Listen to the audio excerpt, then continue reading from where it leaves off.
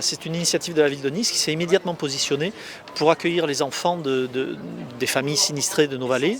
Et nous accueillons aujourd'hui des enfants de Breil, de Tende, de Fontan, de Roquebillière, des enfants qui effectivement n'ont plus de logement et que nous accueillons donc sur Nice pour cette semaine, voire même la deuxième semaine de colo apprenante. C'est un dispositif qui est organisé par l'État, qui est proposé par l'État et que la ville de Nice organise, par lequel les enfants découvrent ici au Montboron, mais aussi dans toute la ville de Nice, la vie en collectivité, le sport, la culture, le développement durable, l'identité niçoise.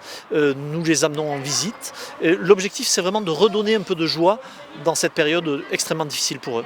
C'est très utile pour les parents puisqu'ils ont des urgences à gérer. Le principe était de donner un temps de résilience aux enfants pour qu'ils soient délocalisés, pris en charge par une structure. Donc là, pour les premiers, pour beaucoup d'entre eux, c'est la première colonie, première fois sans papa-maman à dormir à l'extérieur. Donc ça permet aux parents d'être tranquilles, même s'ils sont un peu plus inquiets que les enfants, puisqu'ils nous appellent régulièrement pour pouvoir avoir des nouvelles. Mais les enfants sont heureux, ils vont pouvoir repenser un cadre normal avec des activités sportives, des activités ludiques, des activités où on va transmettre un certain nombre de savoirs et puis surtout les mettre dans ce cadre merveilleux qui est le Montboron où ils vont pouvoir passer une semaine de vacances en étant déconnectés de la vallée et des soucis du quotidien qui est encore l'apanage de leurs parents.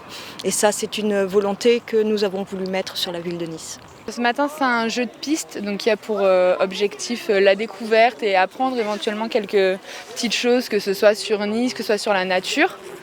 Donc ils ont des petites enveloppes en fait avec des petits indices pour la prochaine étape, avec des photos souvent, pour leur amener sur une activité ou sur un élément naturel. Donc là, on a déjà vu le pilou, le pitchak, donc qui fait partie des traditions niçoises.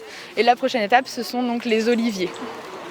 Voilà, donc leur parler un petit peu de ce qu'il symbolise, de ce qu'il a pu symboliser, et leur faire découvrir à travers le jeu des éléments donc soit naturels, soit culturels.